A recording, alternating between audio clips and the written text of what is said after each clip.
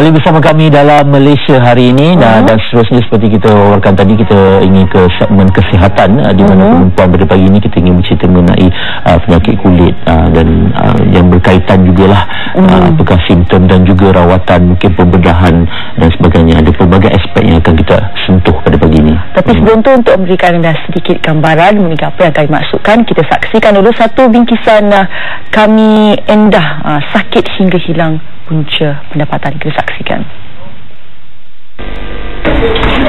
Awal tahun lalu, Rohizat Muhammad Idrus, 44 tahun, dimasukkan ke Hospital Kuala Lumpur, HKL, apabila demam panas dan sukar bernafas akibat luka teruk di kaki kira-kira jam 9 malam. Sebaik tiba di hospital, pihak doktor mendapati jantungnya sudah membengkak, maka paru-parunya pula berair. Sementara kakinya yang luka teruk sudah membusuk dan doktor menasihatkannya untuk menjalani pembedahan membuang daging dan kulit rosak akibat jangkitan kuman ini. Proses membuang daging rosak dan membusuk mengambil masa kira-kira sebulan sebelum ditampal dengan kulit yang diambil dari pahanya.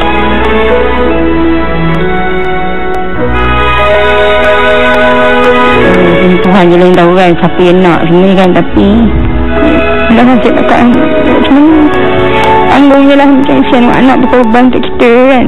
Tuhan nak buat sakit kita sakit, jadi memang sedih lah. Akibat penyakitnya itu, Rohizat yang tinggal di kawasan projek perumahan rakyat Seri Semarak Setapak Kuala Lumpur terpaksa berhenti bekerja dan dijaga sepenuhnya oleh anak sulung Syarina Miras Zabaha, 16 tahun, yang tidak bersekolah selepas tamat UPSR bagi membantunya. Memanglah saya nak sekolah balik, tapi tak ada siapa nak bantu keluarga. Perasaan tu sedih sebab arwah pun tak ada kan. Jadi semuanya atas tanggungjawab saya. Kena jaga adik, kena jaga mak. Sebanggalah kita jaga sendiri. Selepas lebih 2 bulan terlantar di hospital, Rohizat dibenarkan pulang ke rumah. Namun, hanya mampu berkerusi roda sebelum boleh berdiri dan berjalan beberapa minggu lalu.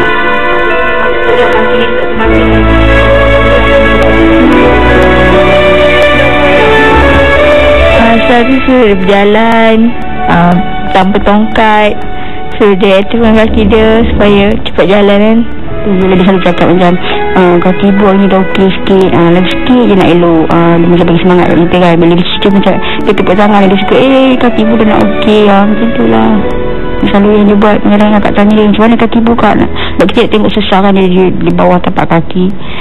Dia nak okey dah pun sikit lagi macam dia bagi semangat lah, macam tu lah.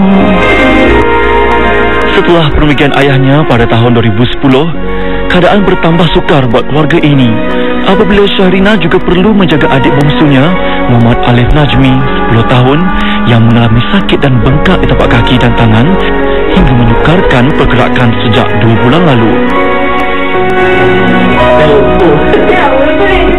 Saya dulu pergi sekolah naik basikal sebab kaki saya sakit, nak mengayuh tak boleh. Lepas dah lama macam tu, dah sebulan lebih macam tu, sakit pinggang. Cakap dengan ibu, sakit pinggang. Ibu cakap, pergi sekolah sehari dulu, nanti esok adik rehatlah. Pergi tak boleh nak bangun. Sampai sekolah je kawan katalah kenapa tak boleh jalan tercut-encut, jalan pun terlengah-lengah macam tu. Cakap lah sakit pinggang. Dia suruh lah pergi bilik guru, baring. Dah sampai nak pensen lah waktu. Balik tu lah, tu tidur je lah, sakit pinggang apa semua. Kebiasaannya, pesakit seperti Rohizat perlu mencuci luka setiap hari. Namun, sumber ekonomi yang terhad memaksa Rohizat mengurangkannya kepada 4 kali cucian dalam seminggu. Nama lagi kuman, namanya benda tu kena sentiasa bersih, maknanya kena hari kalau ikutkan. Tapi sebabkan kita tak mampu nak adakan benda tu selalu kan, doktor bagi pun kan banyak, dia bagi pun macam bukan untuk sebulan, macam untuk seminggu lebih macam tu kan. Masih kak jaga adik sebelum ni.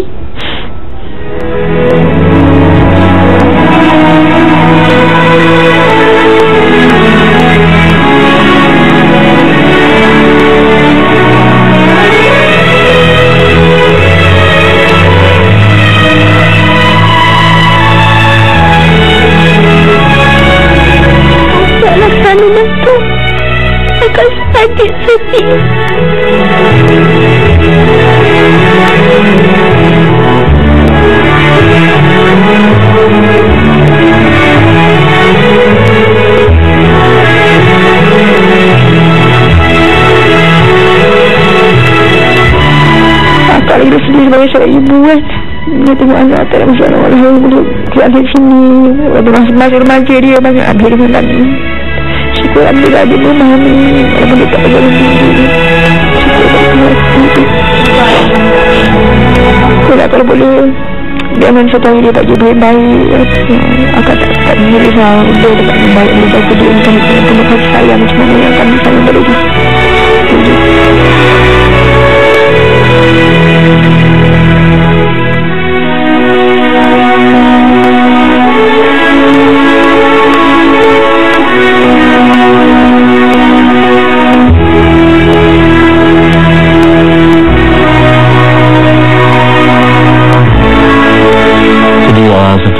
Kisah yang betul sekali kita tengok pagi-pagi pengorbanan seorang anak terhadap ibu bapanya dan juga pengorbanan seorang kakak terhadap adiknya.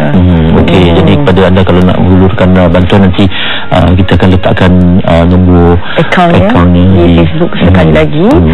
Kalau tak dapat menyalin nombornya itu tadi ya. Okey, jadi itulah dia bingkisan pertama kita dalam segmen kami Endah dan sebenarnya kita akan teruskan perbincangan pada pagi ini mengenai topik penyakit kulit lah atau penyakit berkaitan dengan kulit. Jadi di sebelah kanan saya bersama dengan Datuk Dr. Abdul Jalil Jidun, iaitu perunding plastik dan pakar bedah rekonstruktif Hospital Pakar Ampang Pucing. Selamat pagi, selamat datang Datuk. Terima kasih. Okey, pertama sekali mungkin Datuk boleh kongsikan dengan penonton semua jenisnya. Jadi tadi kita saksikan itu yang berlaku tu berkaitan dengan penyakit lain, menyebabkan ada kuman pada kulit dan sebagainya. Jadi terpaksa dibedah. Mungkin Datuk boleh untuk mungkin Datuk boleh komen sedikit. Melihatkan video tu, saya tak tahu apa penyebab utama, tapi rasa saya disebabkan oleh penyakit lain kronik macam kencing manis. Lepas tu bila kuman masuk dia masuk di seluruh badan, bukannya di kulit saja. Kita nampak dia bergambar ototnya juga pun kena. Jadi bila kulit dengan otot sudah mati, kalau tak silap saya jenis penyakit ni kita panggil necrotizing fasciitis. Bahaya kalau kita tak buat pembedahan, boleh menyebabkan maut. Jadi doktor yang di hostel besar tu buang semua sekali yang dah mati kulit dengan isi yang dah mati tu. Lepas tu tempat yang raw tu kita kena tampal kulit dia, ambil di bahagian tempat lain sebab lihatkan video tu jenis yang bahaya lah. Lepas tu selepas daripada tu dia punya deformity dia tu akan jadi permanent. Sama ada Puan Raizat ni boleh kembali untuk kerja dia balik sebelum ni tak tahu lah, sebab pergerakan dia akan terbatas. So ni jenis kuman yang bahaya. Selalunya disebabkan orang yang kurang daya tahan ataupun orang yang ada penyakit chronic disease, darah tinggi yang tak kontrol, diabetes, ataupun macam biasanya orang kena AIDS selalu kena macam ni. Rosak. Jadi daya tahan dia tak kuat. Kuman yang biasa orang biasa boleh tahan, dia tak boleh tahan. Jadi dia makan macam flesh eating bacteria. Okey, lepas nanti kita akan dapatkan lagi pengalaman Datuk sendiri sebagai seorang pakar bedah rekonstruktif. Tapi sebelum tu kita ada sedikit bingkisan ini mengenai jenis-jenis penyakit kulit. Saksikan. Terdapat pelbagai jenis penyakit kulit akibat jangkitan virus dan bakteria. Antaranya polikutis yang dibawa oleh bakteria pada folikul rambut. Biasanya berlaku pada lelaki, terutama di bahagian kulit berjanggut atau folikul berjanggut. Pesakit akan berasa gatal dan putih di bahagian yang terkena serangan, dan ia akan berlanjutan jika tidak dirawat segera.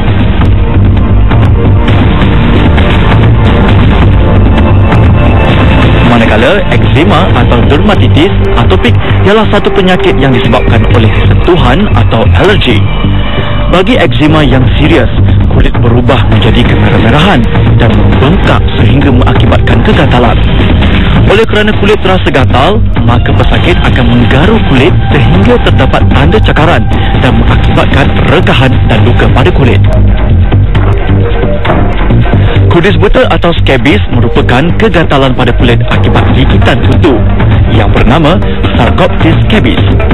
Kutu ini amat suka kepada bahagian kulit lembut seperti selaput antara jari tangan, peha, kaki, ketiak, punggung dan pusat. Pesakit merasa amat gatal dan kulit terluka akibat digaru. Jika tidak dirawat, penyakit boleh berjangkit dan menjangkiti orang lain melalui sentuhan tubuh dengan orang yang mengidap kudis buta atau dari tempat tidur dan pakaian yang dipenuhi kutu. Demam campak atau rubella adalah jangkitan akut pada kanak-kanak disebabkan virus measles. Pesakit demam campak biasanya mengalami ruam di bahagian muka, tangan, kaki dan badan disertai demam panas